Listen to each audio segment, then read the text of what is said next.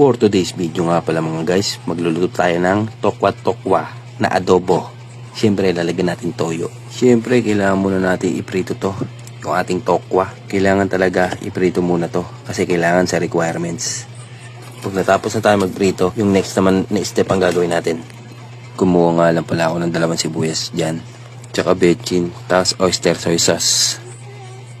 Yung next step na ginawa ko, ginisa ko muna pala yung sibuyas dyan. Tsaka ako nagsasayaw sa talsik ng mantika.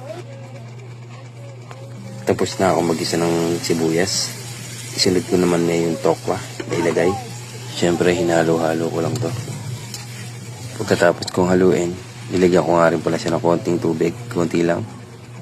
Pinakuluan ko lang ng konti. Tsaka ko nilagay yung toyo. At tsaka paminta. Pati oyster sauce.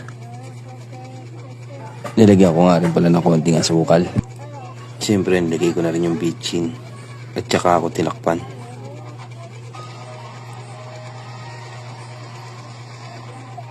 Sa wakas, luto na rin ang ating tokwa.